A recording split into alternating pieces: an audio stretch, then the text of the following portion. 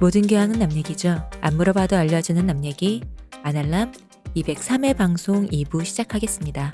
얄팍한 작가님. 네, 안녕하십니까. 민족 애국 열작가.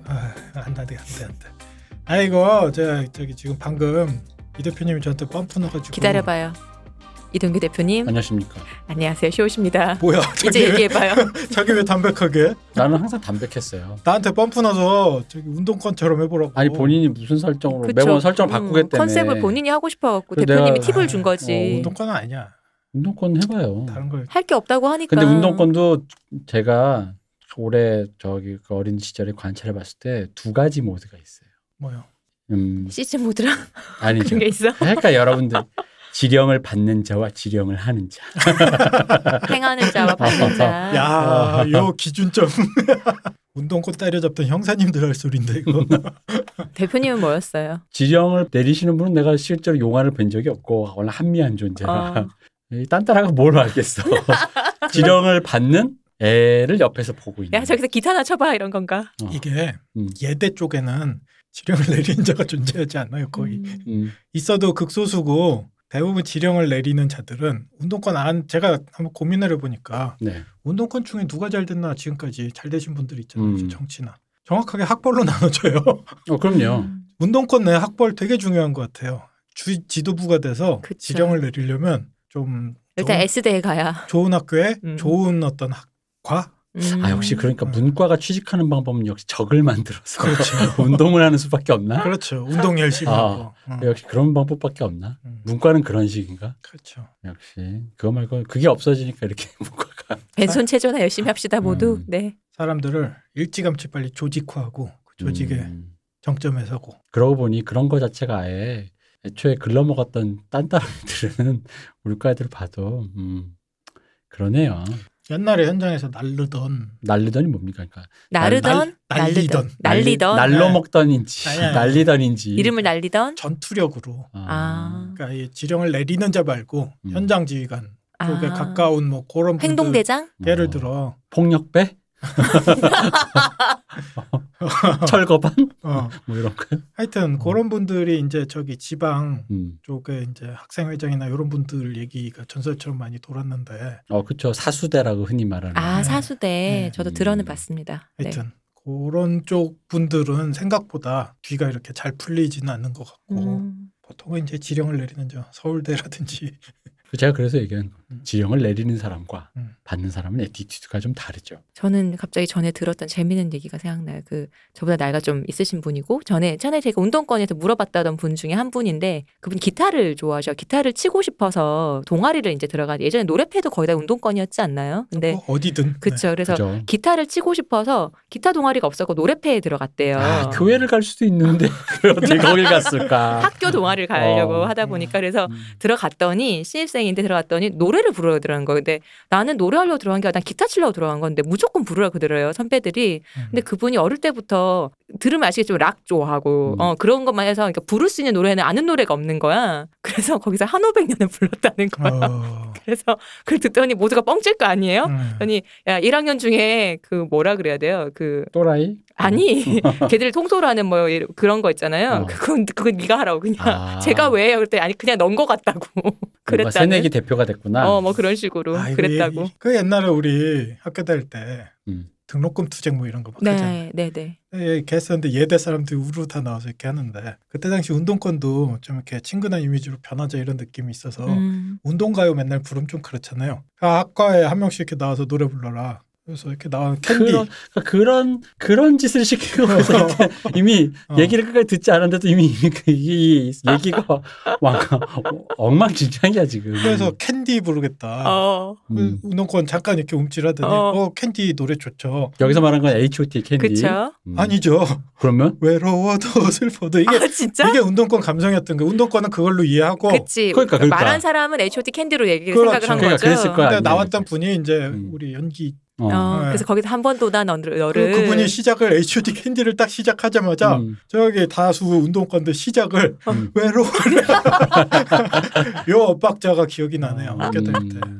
한 번도 난 어른인데 그러면서 서로 이렇게 그렇구나. 부적절한 잘라주세요. 아니야, 부적절한 게 뭐가 있어요? 뭐가 부적절합니까? 아니, 너무 운동권에 대한 그 어떤 삐뚤어진 시각으로 시작을 한 것 같아서. 그런 거 아닙니다. 내가 얘기했다. 지령을 받는 자, 지령을 내리는 자가. 제가 아까 인사할 때 지령을 받고 인사를 하려다가 그러니까 제명. 연합에서 제명. 이래서 애들 안 된다. 제가 그럼 북으로 가겠습니다. 그렇지. 북은 아무나 보내는 줄 알아? 김일성 탄신일에 맞춰서 한번 가보라고. 왜 나 이 말 뭐야? 서울 사람인데. 어쨌든 그 운동권 그런 지령을 내려본 적이 없으므로 저희는 그냥 그렇습니다.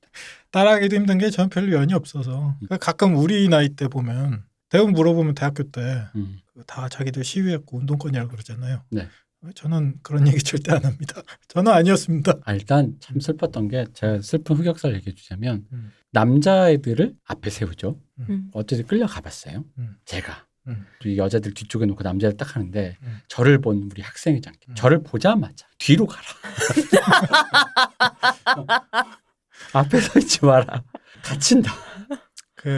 집에 가도 마음을 써주셨네요. 그렇죠. 딱 보니 얘가 달리기도 잘 못할 것 같고 이런 애들이 꼭 가다가 자빠지면 얘 때문에 그렇잖아요. 그러니까 이제 뒤에 있어라. 집에 가라. 보통은 이제 이런 얘기 나오면 요나이 때 아저씨 아줌마들은 군대하고 이 시위 쪽으로 이렇게 블러핑이 되게 많아지잖아요. 그죠. 내가 되게 슬픈 거 하나 봤던 게 우리보다 조금 나이대가 더 있으신 분인데 그런 쪽으로 별로 이렇게 아니신 것 같은데 되게 진지하게 갑자기 자기가 산호맹이었다.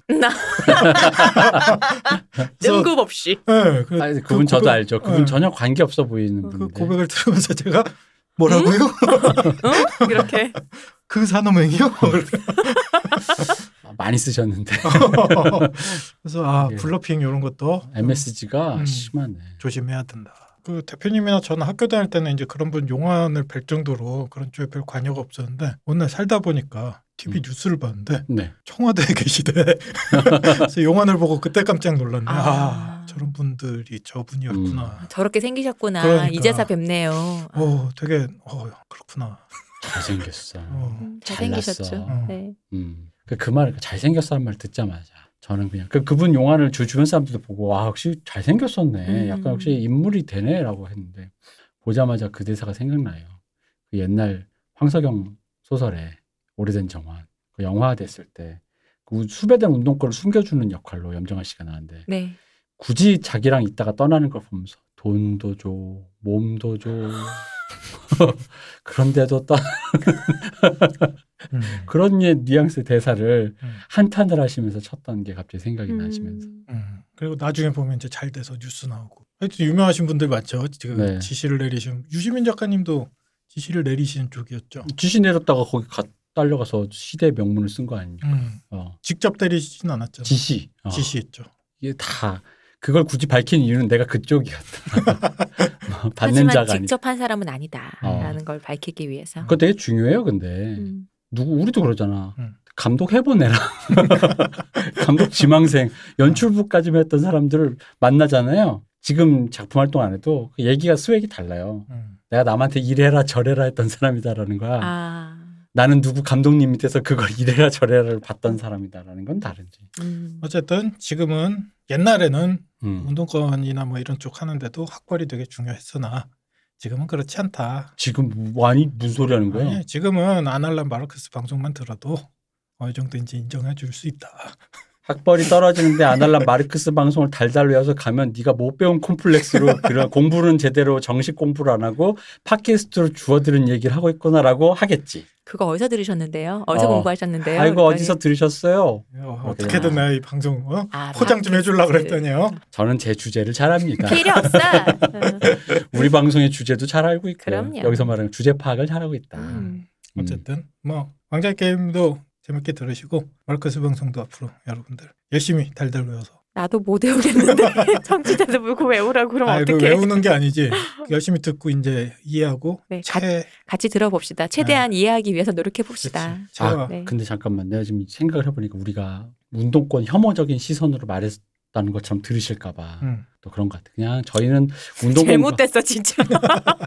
운동권과 친숙했던 시대의 사람들이야. 그러니까 말은 이렇게 하지만 어쨌든 사실 우리랑 분리하기 되게 힘든. 그러니까 요즘 사람들 젊은 친구들은 거의 그 너의 이름은에 가서 자막 올라갈 때 울면서 노래 부르는 애들이랑 운동을 애들이랑 별로 구분이 없더라고. 그러니까. 거의 파워라고 막 이렇게 비슷한 그런 약간 근데 그래요? 그런 느낌이 그러니까 매니악한 어떤 그치 매니악하다는 점에서 뭔가 그럴 수 있다. 동떨어져 있는 그런 느낌인데 자기들만의 세계에 산다. 우리는 바로 옆에 이렇게 뭐 이렇게 야자하던 사람들이라서. 그러니까 아까 블러핑이라고 이제 그것도 약간 저는 농담 섞어 얘기를 한 거고 사실은 이 분리하기가 힘든 게 그분들이 추억담에서 그런 얘기가 자연스럽게 나오는 건 그게 일종의 공기였기 때문에. 그지. 우리랑 사실 분리하기 되게 힘든 그러니까 것 같아요. 구경 못하면 저기 쟤들은 운동권 동아리인데 술 먹고 있는 애가 아니라 먹다 보면 다 섞여 있지 뭐 여기. 제가 여기 박 박사님하고 얼마 전에 뭐 약간 그런 시나리오 같은 거 회의를 하다가 네. 우리가 뭔가 이렇게 설정을 잡는데 뭐 6.25 설정 뭐 이렇게 잡다가 주인공을 그냥 우리가 아무 의심도 없이 북한군 엘리트 장교를 이렇게 한 거예요. 어느 순간 야 우리 반성하자 하면서 우리 왜 아무 의심도 없이 그치, 나의 전생은 조선시대에 나는 노비였을 리가 없어라는 거랑 똑같지. 남한군 장교도 아니고 이거 왠지 북한군이어야 될 것 같고 북한군 장교 중에서도 왠지 엘리트 옛날에 한일 그래야 기깔나지. 그러면서 우리도 그 공기에서 우리는 자유롭지 못하다. 젖어 있다. 우리는 자연스럽게 이걸 택할 수밖에 없다. 이런 주인공을. 내 마음의 북한 사람은 현빈. 어쨌든 저도 아까 그래서 움찔했는데 운동권 혐오나 뭐 그런 건 아니고요. 저희 혓바닥이 기네요. 네. 그만 끊고 빨리 얼굴로 들어가죠. 네. 들어가야겠어요. 어쨌든 후원 감사드립니다. 감사합니다. 감사합니다.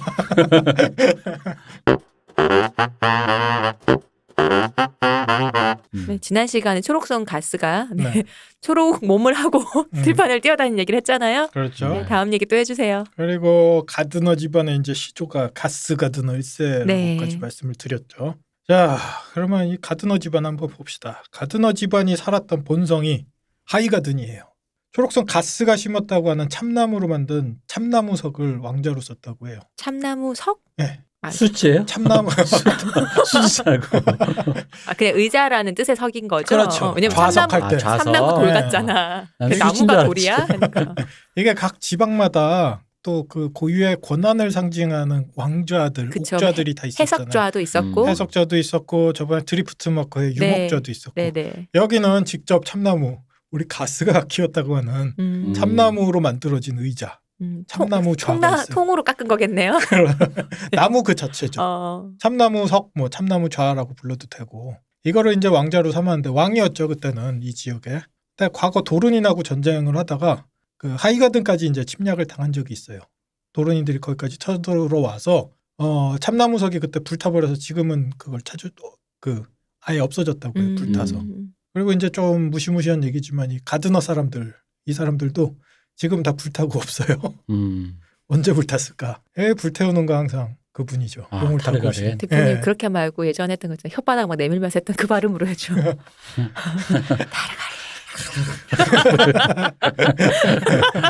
귀에다 속삭여. 이게 아이건 정복 시절에 아이건 타르가르엔 집안의 세 마리 용들이 불의 벌판이라는 데서 벌인 짓이에요. 이 가드너 집안을 다 불태웠어요. 불의 벌판인 게 그 벌판의 이름이에요? 아니면 그때 그 전투 같은 걸 말하는 거예요? 벌판 이름이기도 하고요. 지금은 그 전투 때문에 이름이 불의 벌판이 됐어요. 그러니까 원래는 그 농경민이었던 이 하이가든 이쪽. 초록손, 다른손, 화전민 타르가렌이 와가지고 화전을 가르쳐주려고 그런가? 그렇게 한 거죠. 화전을 이제 이렇게 전수해 주려고. 그런가? 좋은 유기비료가 되어라. 그럼 저는 뭐 하냐? 너는 비료가 되면 돼 이러면서. 땅 힘을 기르는데 큰 역할을 하여라. 무섭다. 가드너를 태운 죄로. 무섭다 무서워. 네, 이 불의 벌판은 뭐 전투를 가리키는 말이기도 하고 지금은 그냥 장소 자체가 돼버렸군요. 그냥 불의 벌판이라고 부르기도 하고. 근데 여기에서 큰 전투가 벌어졌어요.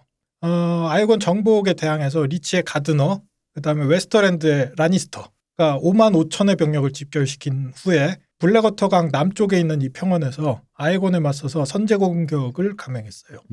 엄청난 군세였고 이 전체 대륙에서 가장 부잣집 둘이 이제 힘을 합친 거죠. 이 정도면 전 대륙에 합쳤다라고 봐도 돼요. 우리 북부 무시하시나? 나머지 사람들은 뭐 되게 우리 을지문덕 장군도 그렇고 이게 숫자가 게임이 있는데 이게 좀 그러네요. 그리고 아까도 말씀드렸다시피 구멍가게네. 요 두 집안이 합쳐서 이제 싸우면 다른 집안 애들이 도와준다 그래도 굳이 걔네는 같이 힘을 합칠 애들이 아니라 걔는 싸울 애들이지. 가서 정복해야 되거나 뭐 그런 애들이지. 같이 이렇게 어깨를 나란히 하기엔 좀 그렇죠. 어쨌든 이 큰 집안이야 큰 군세를 이끌고 이제 싸움을 벌였고요. 이때 그 전까지는 용이 3마리가 한꺼번에 출격한 적이 거의 없었어요. 거의가 아니라 한 번도 없었죠. 근데 여기서 용 3마리가 이제 집결해서 싸우게 되죠. 당시 아이건 병력이 1만 1천밖에 안 됐대요.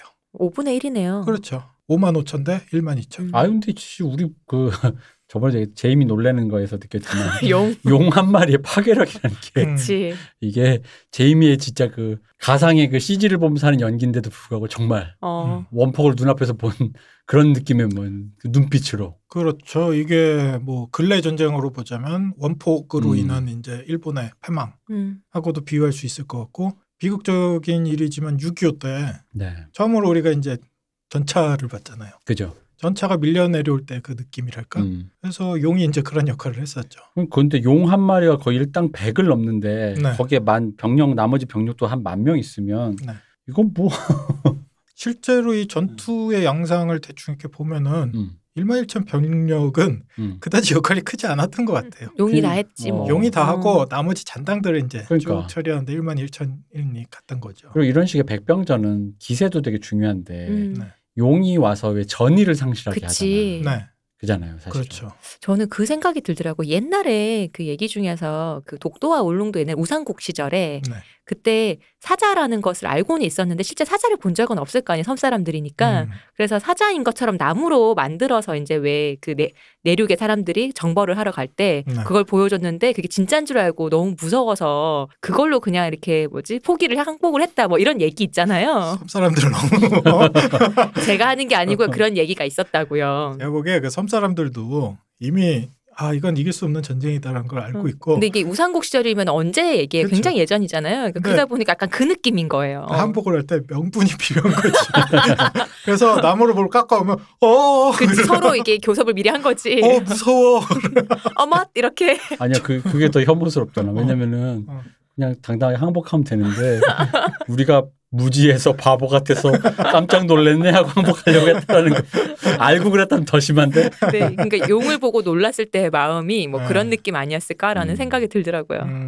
근데 뭐 지금 뭐 섬 사람들 뭐 이렇게 얘기는 했지만 실제로 과거 전쟁들 보면 예를 들어 수전을 볼 때 배 같은 경우에 뱃머리 그다음에 배 옆면이나 이런데 굉장히 무서운 그림들 괴물 그림들을 많이 그려놨대요. 그게 수면이나 이런데 막 비치거나 아니면 안개 꼈을 때 나타났을 때 공포심을 극대화하기 위해서 그런 거북선? 거북선도 뭐 일종의 최고 그런 아닌가요? 네. 그래서 실제로 지금의 감각하고는 좀 많이 달랐던 것 같아요. 그때 당시는.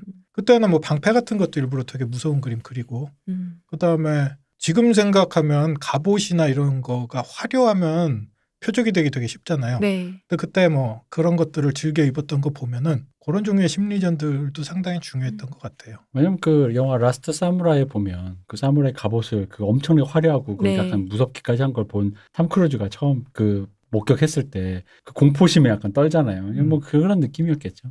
그 얘기도 들었어요. 그 우리 조선의 자존심 화차. 화차. 김민희 씨 나온 영화 아닌가요? 그 화차 말고. 미야베 미유키 소설 아닌가요? 거기에 나오는 화차는 일본 요괴 이름이죠.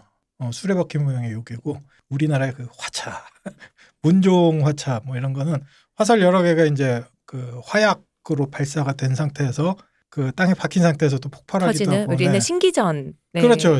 네. 그 화차 같은 경우에도 실제 살상의 목적보다는 그 소리와 그 수없이 날아오는 그 화살들의 비주얼과 이걸로 전열을 무너뜨리는데 굉장히 탁월한 역할을 했다 그래요. 특히나 이제 말 타고 오는 기마대 같은 경우에는 말들이 그렇죠. 거기에 깜짝깜짝 놀래고. 말들 좀 개복치잖아요, 사실. 네, 그렇죠. 되게 잘 놀래잖아요, 말들. 그렇죠. 근육질의 개복치죠. 자꾸 이제 딴 얘기해서 좀 그런데 제가 옛날에 제주도 가서 말을 한번 타봤거든요. 저도 타봤어요. 그때 말 타고 이렇게 말을 목이나 이런 데 이렇게 만져보는데 생각보다 되게 뜨겁고 보드랍고 그다음에 젖어 있더라고. 애들이 땀을 흘리더라고요. 제가 탄 말은 젖어 있진 않았었어요. 사람이 별로 없었어갖고 그때. 그리고 바로 이 느껴진 근육의 움직임이나 그 말을 타면서 옛날에 그런 종류의 영화들 뭐 에마 부인이나 이런 게 어디서 나온지 너무 잘 알겠는 거야. 못 살겠네. 말에서 이렇게 김이 나는데 저는 그 기억은 나요. 갔는데 잠깐 타고 트랙을 돌잖아요. 근데 이제 말을 처음 보니까 귀엽기도 하고 너무 이제 만져보고 싶은데 당연히 엉덩이 이런데 뒤에는 못 만지게 하잖아요. 뒤로 차니까 말은 뒷발차기 하면 큰일 나니까. 그럼 목 이런데 만져도 되는데 안 되는데 어디도 만지지 말라는 건 뭐야 이거? 뭔데? 약간 그런 느낌이잖아요. 그랬어요. 대표님 표정이 뭔가 목구멍까지 나온 것 같은데. 왜냐면 저는 타보진 않았는데 제주도를 갔다가 말에 그 기억나는 풍경이 그 애들이 타는 그러니까 그 관광객들이 타는 그런 말이에요. 네. 그 말을 키우는 그 주인이 정말로 그 말의 그 끈 있잖아, 끈. 네. 입에 물린 제갈의 끈? 제갈의 끈과 묶어놓는 기둥 있잖아. 네. 그 사이가 10cm도 안 되게 묶어놨었어. 어머, 너무했다. 그래서 애가 움직이지도 못하고. 사람 태우고만 있구나.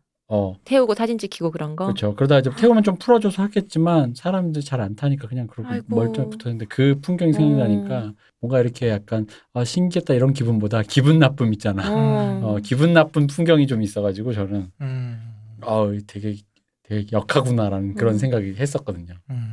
그렇다 그건 진짜. 좀 그렇네요.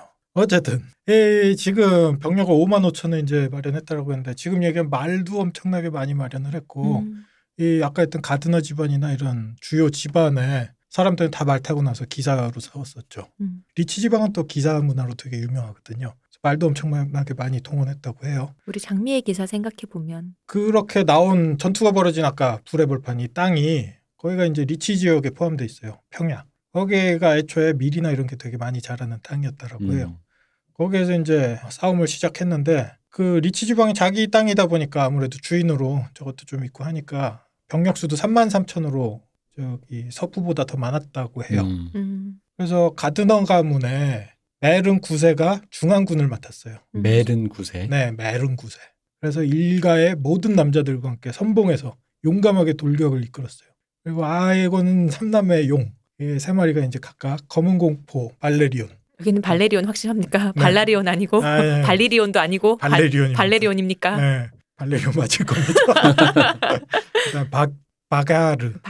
네, 바가르. 그다음에 메락세스가 이제 도프를 뿜었어요. 그리고 잘 메마른 늦여름 들판하고 잘 탔겠네요. 네, 우리 가드너 가문이 그대로 대가 다 끊어졌어요. 화르를 다 탔겠군요. 네, 선봉에 있던 이 모든 남자들이 다 불타버렸어요. 한 방에. 어차피 이게 정복 전쟁에 맞서는 거니까 노노할 오릴 거 아니에요. 죽이든지 죽든지니까 다 나갈 수밖에 없겠네요.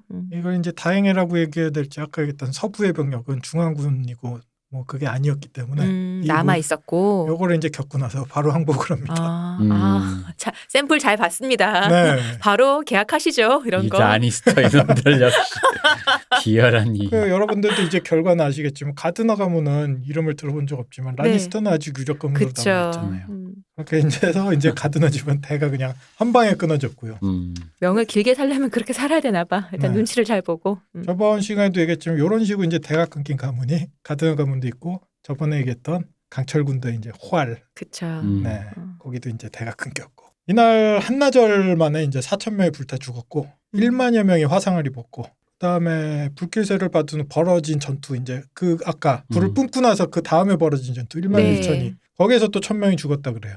타르가렌 군의 사망자는 채 100명도 안 됐다고. 그러니까 이미 전투가 끝나고 그 뒤는 학살이었던 거죠. 불을 받고 나서는. 그래서 요 전쟁 자체 이제 더 자세하게는 나중에 이제 요 역사를 다루면서 한번 더 다뤄보기로 하겠습니다. 네. 그 뒤로 이제 리치 땅의 대형주가 된 건 하이가든의 집사장 가문이었던 티렐 가문이었어요. 타이렐 가문, 티렐. 드라마에서 타이렐이라고 발음하나요?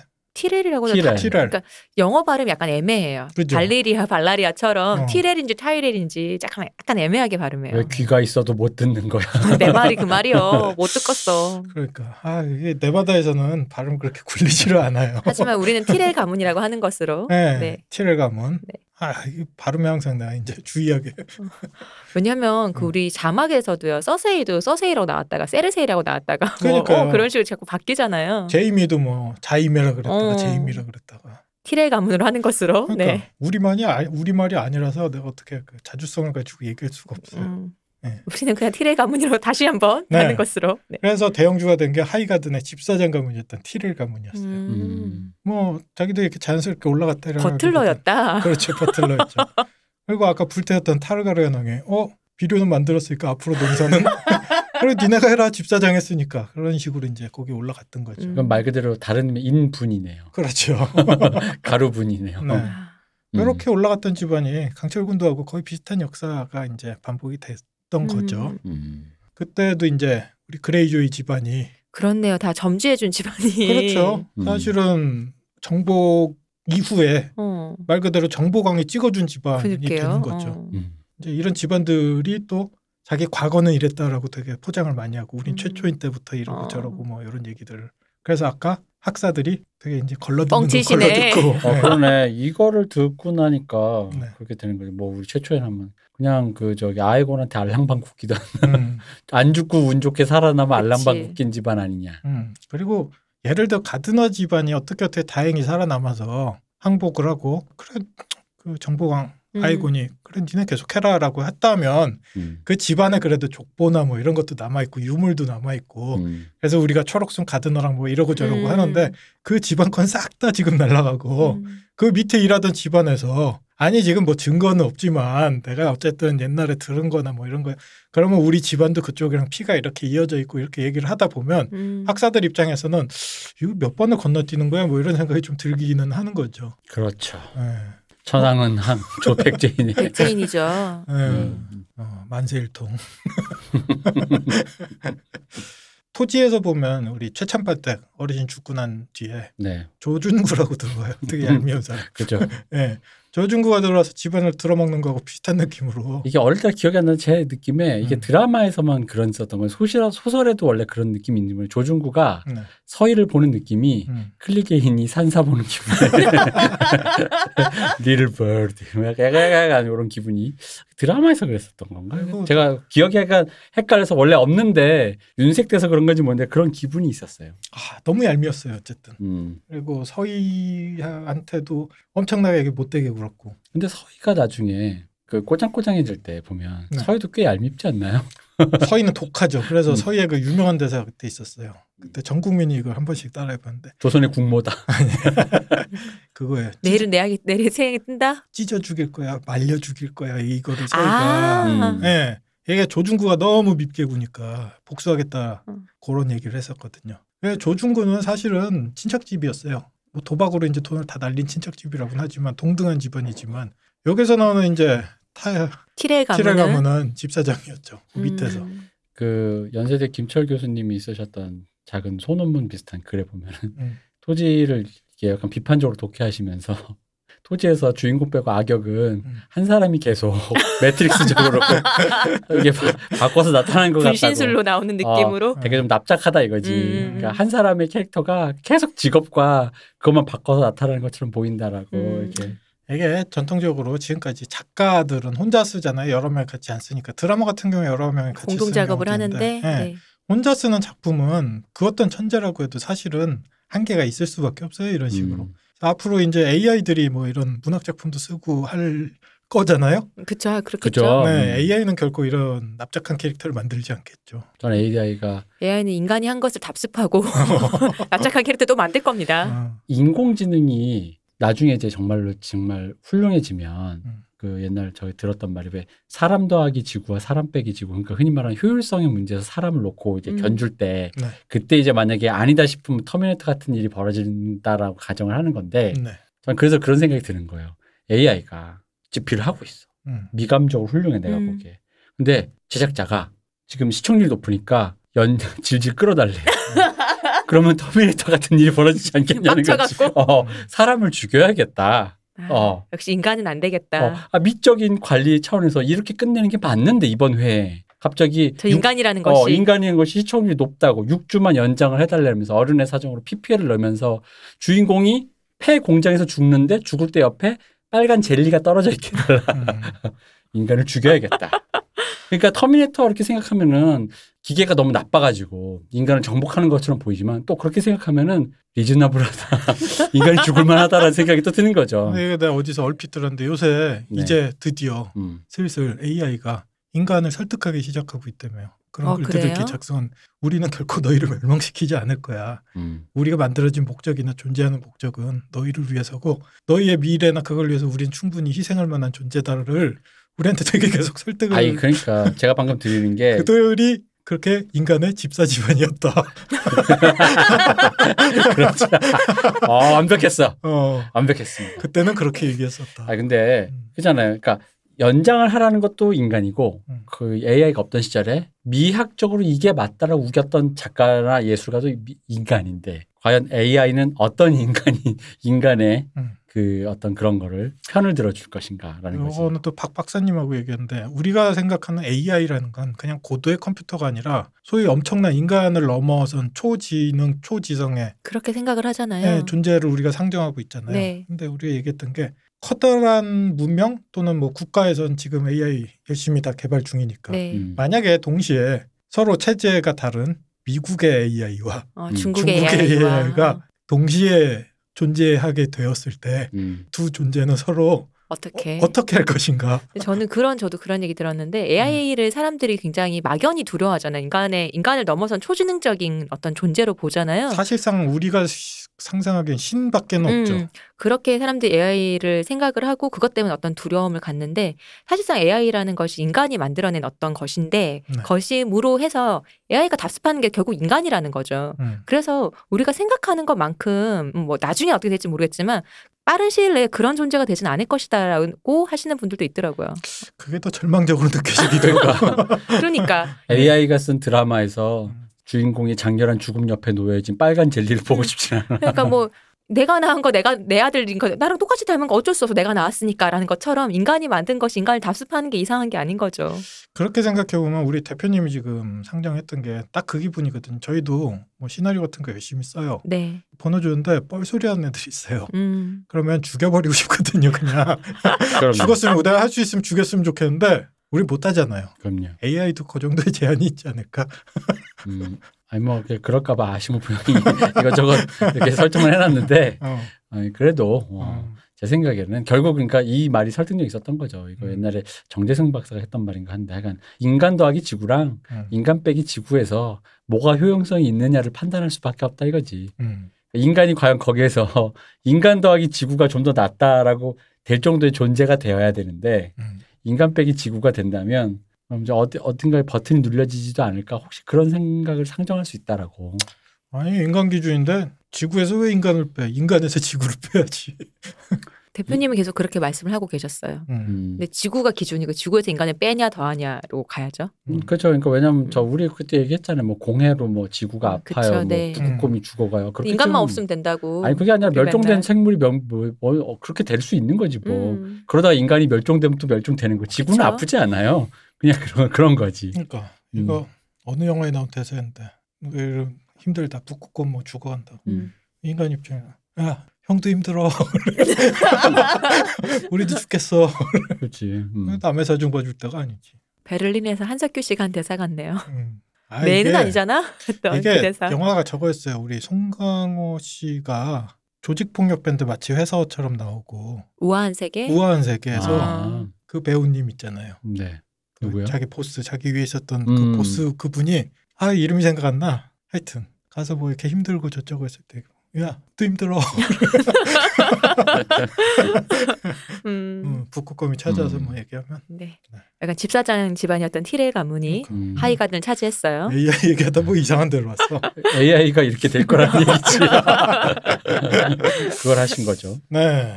어쨌든 우리가 이제 집사장이라고 조금 이제 무시하듯이 얘기를 했는데 말이 집사장이지 전체 지역의 집사장이라는 건 되게 위세가 있는 집안이었고 실제로 이 리치 지역에서 2인자 정도 되는 집안이었어요. 요걸 다른 말로 하면 그렇게 되는 거죠. 앞잡이. 마름. 그렇지 마름. 사실은 처음엔 거의 집사였을 텐데 뭐 옛날 뭐 생각해보면 권력에 가까울수록 그 집안에 점점 정보나 권력을 쌓을 수 있는 여러 가지 재료들이 쌓이게 되잖아요. 그러다 보니까 이 집안 자체도 리치 지방에서 상당히 힘 있는 유력한 집안이었어요. 그래서 만약에 가드너 집안이 없어진다면 당연하게 티렐 집안이 다음 순서가 되는 것도 맞았어요. 그래서 사실 저희가 마치 밑에 이렇게 비천한 집안이 이렇게 차지했다 뭐 이런 느낌은 머슴이 아니었고. 이제 주인 행세한다는 느낌은 아니고 당연히. 네. 그러면서 불구하고 집사장 출신은 맞다. 여기하고 이제 거의 힘이 동등하거나 조금 더 쳐주는 집안이 저희가 옛날에도 다뤘었는데 그 올드타운의 하이타워 가문. 네. 네. 이 집안은 상당히 유서도 있고 뭐 우리- 그렇긴 한데. 우리 조라가 네, 사랑했던 첫 번째 그녀. 그렇죠. 근데 하이타워 같은 경우에는 중앙 권력에 그다지 관심은 없었던 것 같아요. 그 실제로 이 대륙 전체의 권력에도 크게 관심이 없었고 이 리치 지역 안에서도 사실상 크게 관심이 없었던 것 같아요. 왜냐하면 이들이 자리 잡고 있는 올드타운 네. 자체가 항구 도시인데 여기 자체가 부가 엄청나게 쌓이고 아. 이 도시 자체가 워낙 뭔가가 넘쳐나는 집안이에요. 지식이면 지식, 뭐 재산이면 베니스 재산. 같은데요? 그 베니스보다도 훨씬 더 지금으로 치자면 뉴욕? 그렇죠. 워싱턴이 있어도 뉴욕. 뉴욕.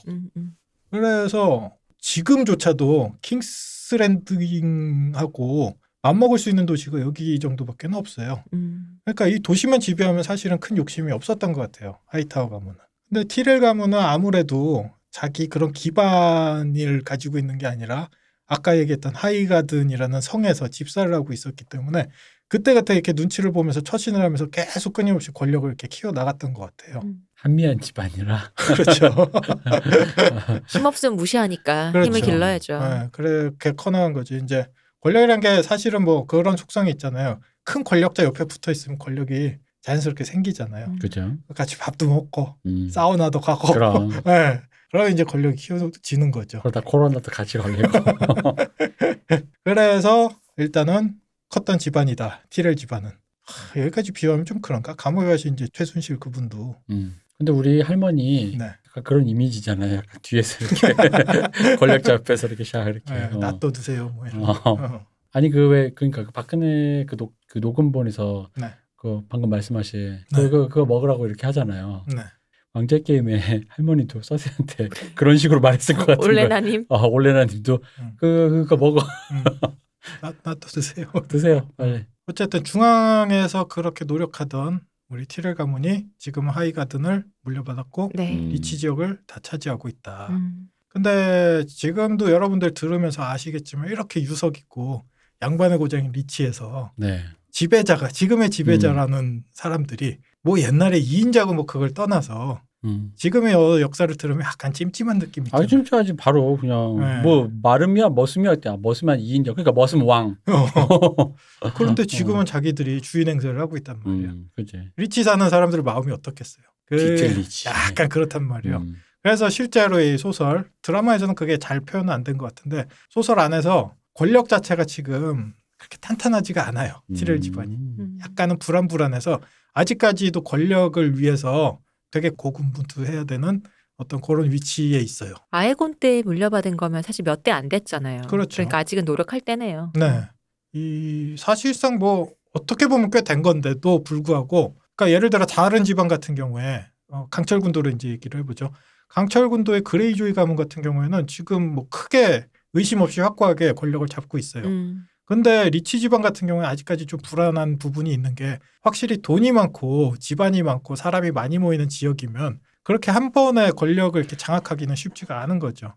강철군도 같은 데야 뭐 도끼로 몇 방 이렇게 하면 바로 권력을 잡는 거고. 저는 그 얘기 들으니까 또 역시 프랑스 왕정이 생각나는 게 네. 프랑스랑 비슷하다고 했잖아요, 여기가. 근데 네. 프랑스 왕정이 그러니까 프랑스가 너무 다들 잘 사니까 힘 있는 사람들이 많다 보니까 그런 귀족 가문들이 그래서 왕이 그 귀족 가문을 못 믿고 그 사람들을 궁으로 다 불러들여갖고 같이 살았었잖아요. 네. 그런 분위기인 것 같아요. 그렇죠. 이 가드너 가문이 멸족한 다음에 사실은 리치의 모든 명문가가 이 성을 호시탐탐 모두 놀랐어요. 노렸겠죠. 하이가든이라는 성을. 그 티렐이 이제 거기 있는 김에 잽싸게 이제 깔고 앉았는데 그 정말 아름다운 성이라고 해요. 아까도 그러니까요. 말씀드렸지만. 에덴 동산으로 네. 그쯤 아닌가 싶은. 근데 이거 말씀을 듣고 보니까 드라마에서 그 이 티렐 가문 사람들이 보여주는 네. 그 특유의 그 정무적 감각 혹은 권력에 대한 약간 그런 느낌이 네. 왜냐면 약간 그랬거든요. 보면서도 이런 배경을 몰랐을 때도 다른 사람들은 권력에 대해서 약간 욕망이 1차원적이라 느껴졌다면 티렐은 좀 더 정교하다고 해야 될까?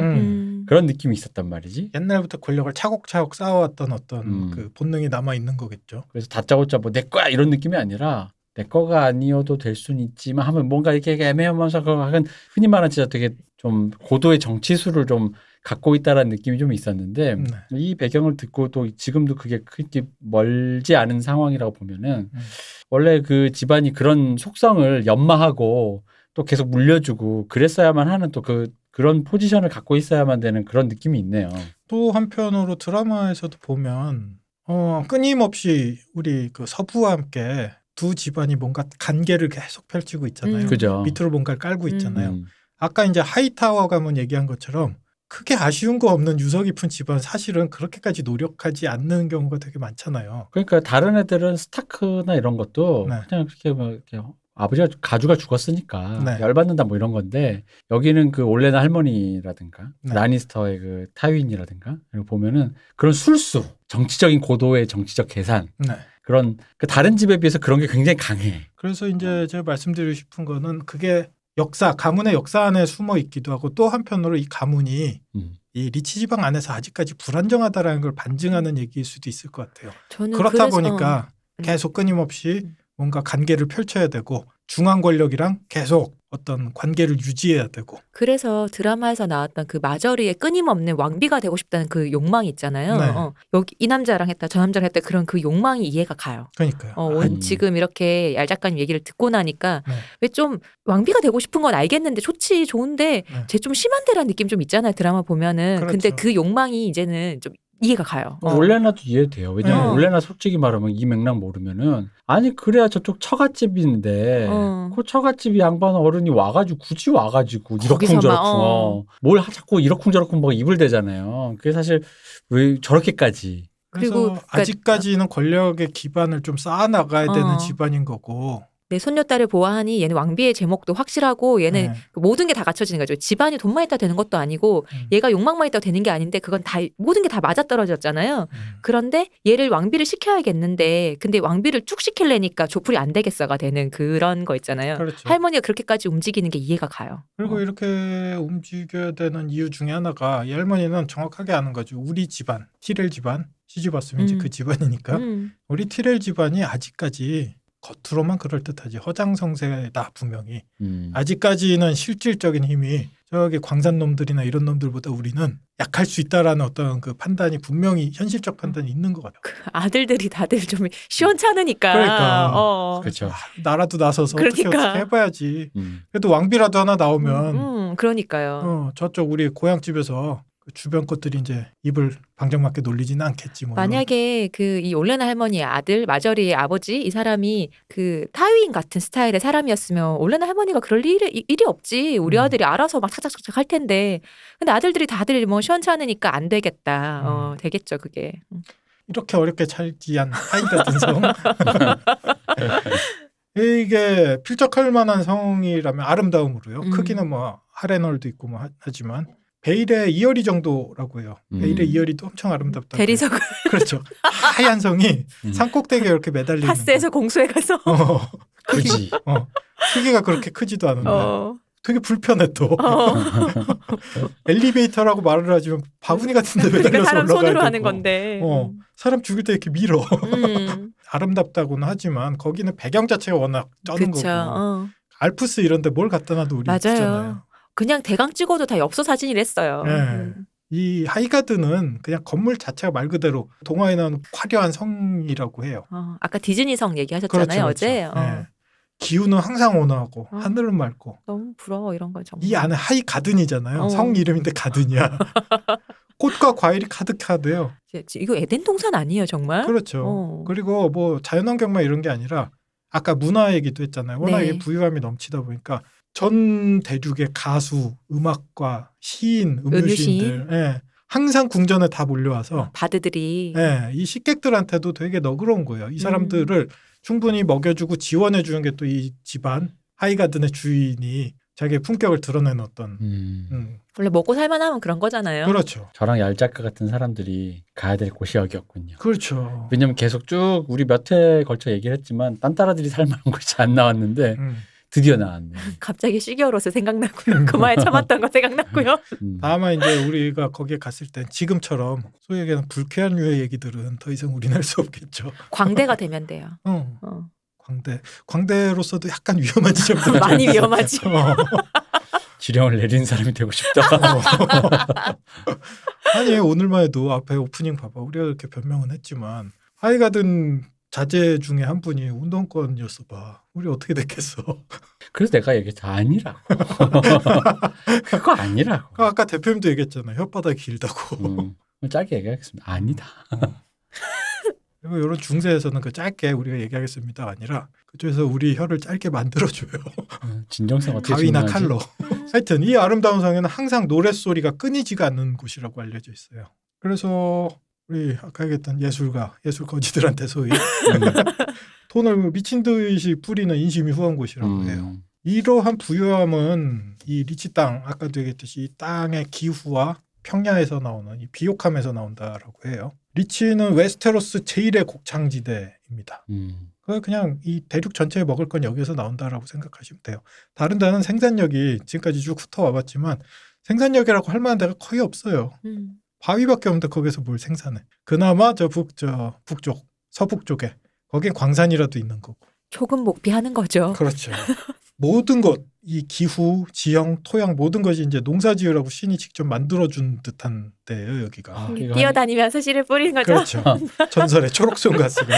이거 하니까 최근에 듣고 있던 또 마르크스 에피소드랑 또 겹치면서 뭐야? 윈터펠의 대경영이 이 리치의 소경영을 이기지 못하는 거대한 대농지를 하고 있는 소경영이라서 저쪽에서 대경영을 일으켰는데도 불구하고 이길 수가 없는 약간 그런 슬픔이 또 그 얘기가 여기랑 겹쳐지네요. 그렇죠. 아무리 북부의 지배자라고 해봤자 요 동네 와서. 그러니까요. 그 우리가 이 얘기가 거기서 나왔잖아요. 대경영을 유럽 단위에서 일으켰는데 미국의 소경영에 농산물이 그 비옥한 농지와 거대한 평야에서 나오는 소경영을 이기기가 힘들면서 그러니까 갑자기 그런 생각이 나는 거예요. 갑자기 찾아서 봐라 우리 북부의 산물을 이 늑대가죽과 그렇지. 뭐 이런 걸 쭉 하면 여기 남부에 조그만 집안에서 뭐라고요?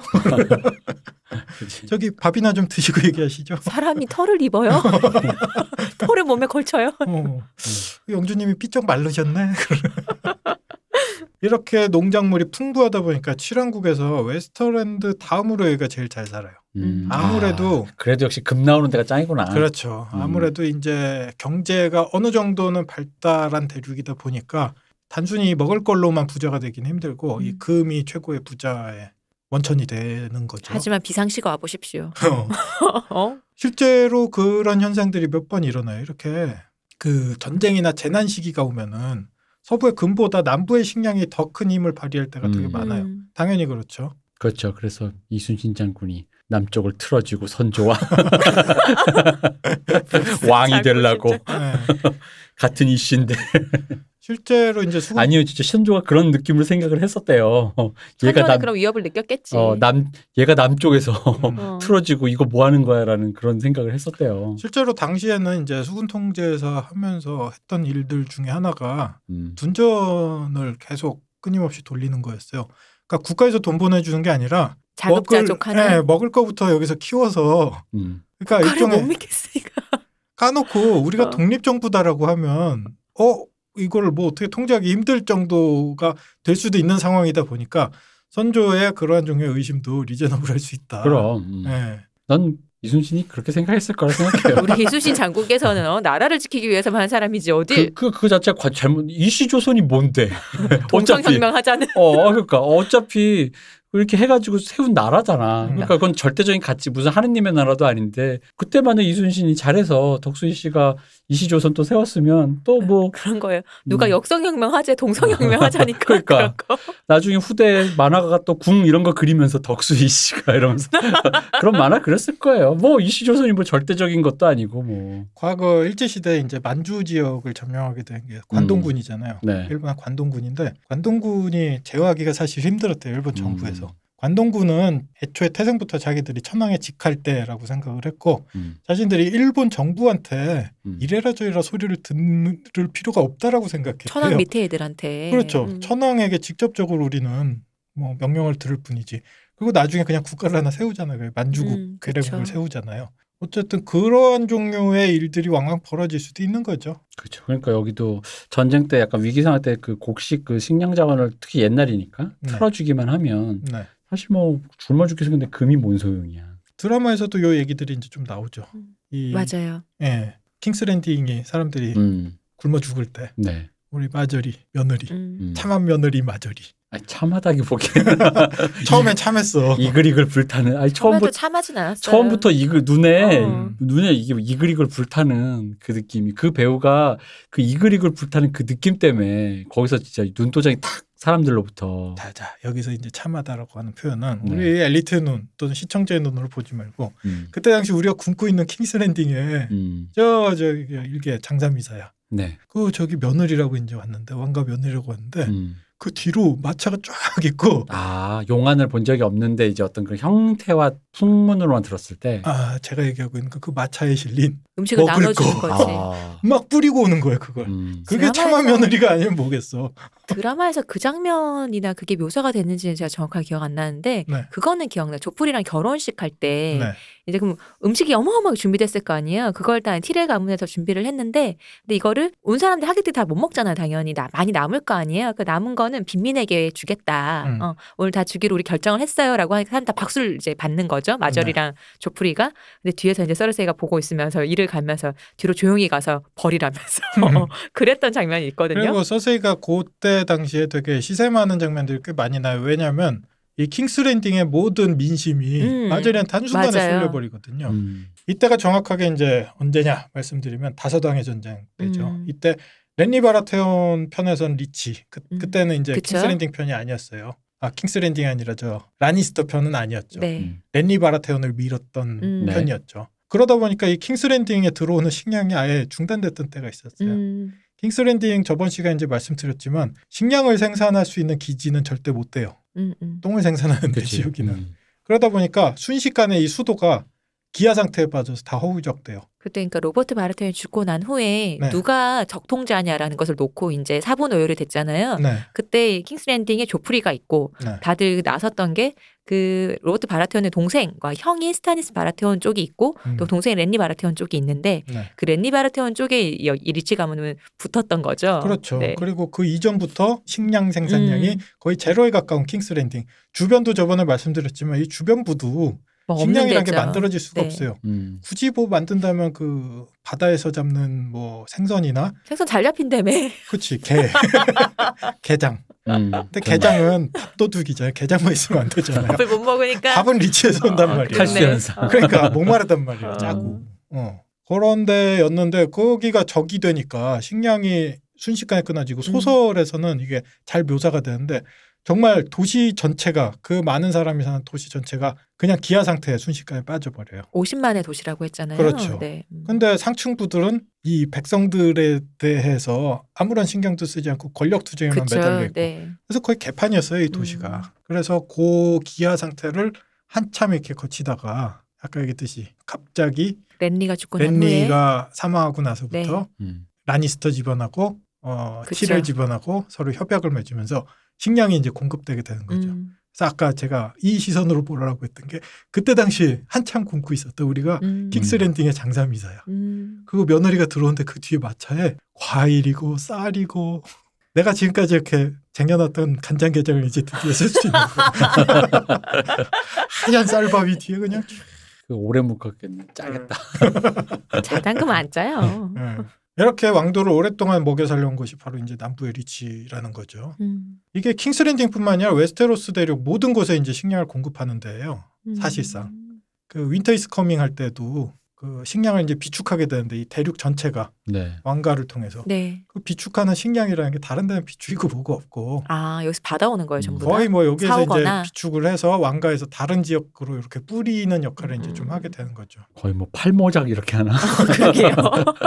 무슨 뭐 아니 나는 궁금했던 게 항상 뭐 그냥 소설이고 그냥 지나가는 말로 하는 거니까 그냥 뭐 그냥 이렇게 흔히 말하는 그냥 하는 말이겠거냐고 그러니까 이런 원래 어떻게든 뭐 돌아가는 로직이 있겠거냐고 넘어가는 얘기 중에 윈터가 겨울이 오는 때를 대비해서 그 식량을 저장한다며. 근데 얘네는 그 겨울이 올 때마다 겨울이 얼마나 길어질지도 모르는 거잖아요.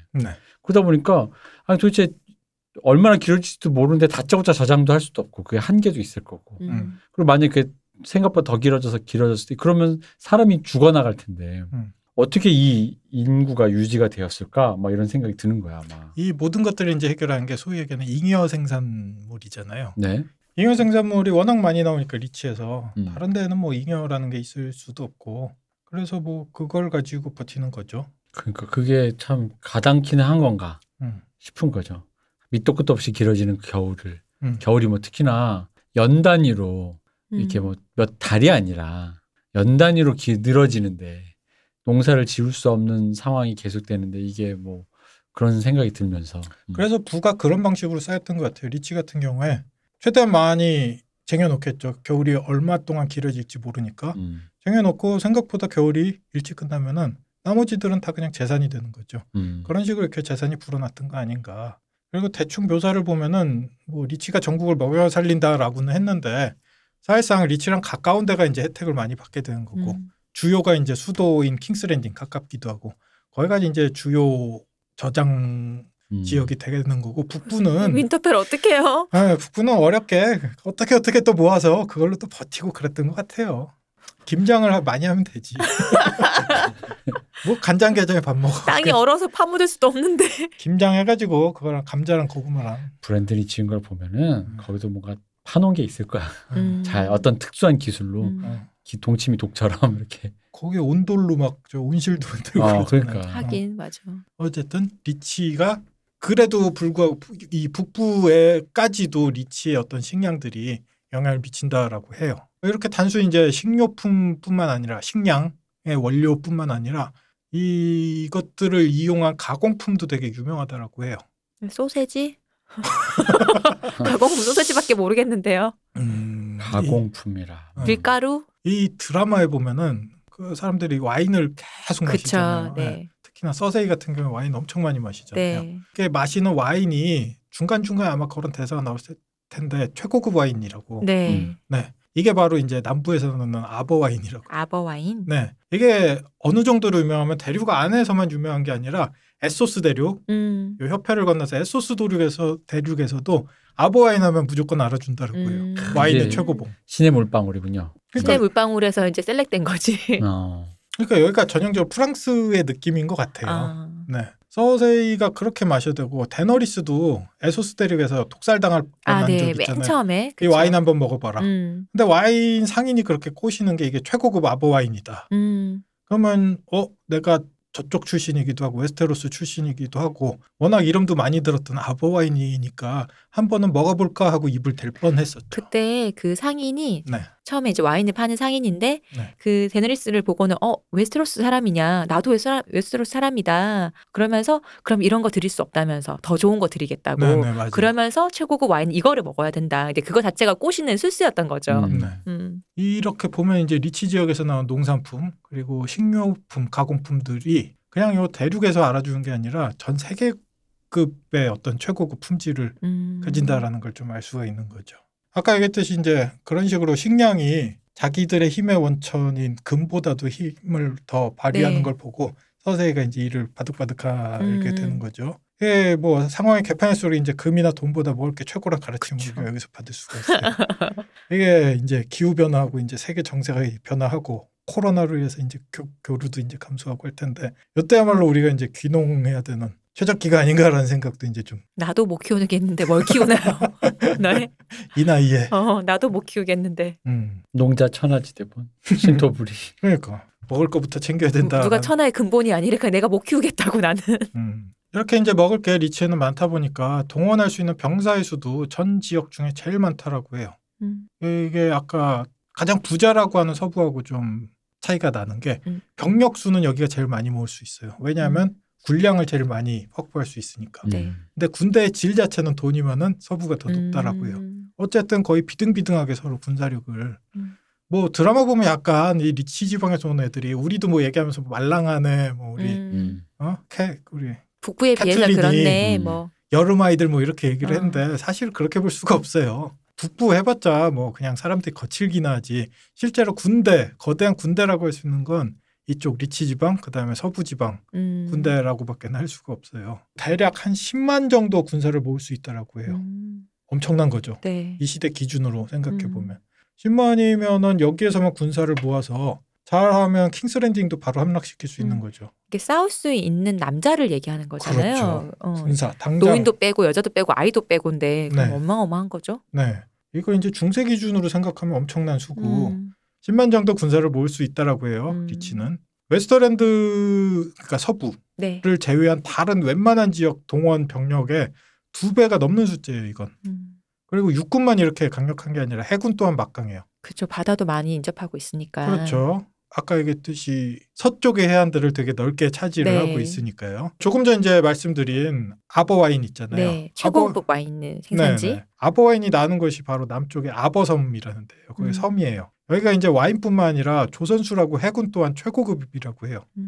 와인으로 돈을 벌어서 해군을 엄청나게 키운 거죠. 아, 현명하네요. 그렇죠. 네. 여기가 현명할 수밖에 없는 게 잊을만 하면 이제 약탈하러 오는 강철군도 함대랑 오랫동안 싸웠어야 돼요.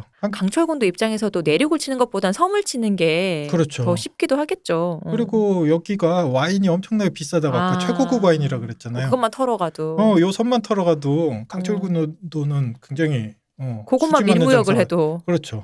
그래서 이들과 싸우기 위해서 엄청나게 해군이 강해요. 드라마에서는 이제 묘하게 좀 약한 느낌이 드는데 라니스터 쪽만큼 삐까번쩍한데 뭔가 좀 허장성세 같아 보이고 좀 그런 느낌이 좀 있었죠. 아마 정확하게 기억 안 나는데 약간 초록색 계열이었나 은색 계열이었나 뭐 이런 식으로 병사들이 좀 꾸미고 있었던 것 같은데 드라마에. 병사들도 초록색이에요? 몸에 칠한 건 아니죠. 네. 아무래도 라니스터의 그 강렬한 빨간색의 느낌하고는 조금 차이가 있죠. 지금 얘기하는 건 이제 병사들이요. 기사들은 다들 번쩍번쩍하게 그쵸. 네, 차리고 있으니까 뭐 기사들은 그렇다 치고. 어쨌든 이런 느낌이다 보니까 이제 올레나 티렐 우리 가시오왕 같은 네. 경우에도 자기네 가면은 싸움에 소질이 없다라고 이제 빈정거리기도 해요. 우리는 애초에 전투 쪽으로 나가면 안 된다. 그냥 내가 뒤에서 알아서 이래저래 조정을 해볼 테니까 그냥 전투 쪽을 웬만하면 피해라. 뭐 원작 소설에서도 이제 캐틀린 스타크가 여름 군대라고 뭐 좀 아까 얘기한 것처럼 얕잡아 보긴 했는데 그건 캐틀린 인성이 좀 문제가 있어서 그런 거고 약하지 않아요. 아까도 말씀드렸듯이 군사력도 많고 돈도 많고 그럼 군대는 당연히 세질 수밖에 없어요. 그 아까 불의 벌판 전투만 얘기해도 굉장히 자신만만하게 나갔었고 그렇죠. 네, 그 정도로 군사력에 있어서는 어디 꿀리지 않는 지방이라는 거죠. 그러면 이제 리치 지방이 아직도 우리가 끝을 못 내는데 아까 네. 이제 군사력 얘기를 하다 또 조금 빠졌는데 다음 시간 이제 이 군사력에 대해서 조금 더 알아보면 네. 될 것 같아요. 아까 기사도 얘기도 했고 그다음에 아까 도른 접경지대 네. 스톰랜드 얘기하면서 도른 접경지대는 유명한 무골들이 많다라고 네. 했잖아요. 여기도 도른 접경지대가 아까 말씀드렸듯이 지형상 있어요. 아, 그렇죠. 네. 그런 부분들에 대해서 우리가 중점적으로 다음 시간에는 좀 알아보면 될 것 같아요. 그럽시다. 네. 그럽시다. 네. 그렇군요. 네. 아 원래는 저기 올레나 티렐 배우님이 돌아가셨어요. 맞아요. 얼마 전에 돌아가셨죠. 아 그래요? 네. 나 못 들었어요. 얼마 전에. 본드걸이었죠. 그래서 올레나 티렐 배우님에 대한 얘기도 잠깐 하고 싶었는데 그러면 다음 시간에 우리 시작할 때 올레나 티렐 이분 배우로서까지 한번 좀 얘기를 이래저래 해보면서 시작해보면 재밌을 것 같아요. 네. 다음 시간에 그럼 또 네. 리치 지방 한번 알아보죠. 그렇죠. 네. 마무리할까요? 하시죠. 네. 알 작가님 고생 많으셨습니다. 네.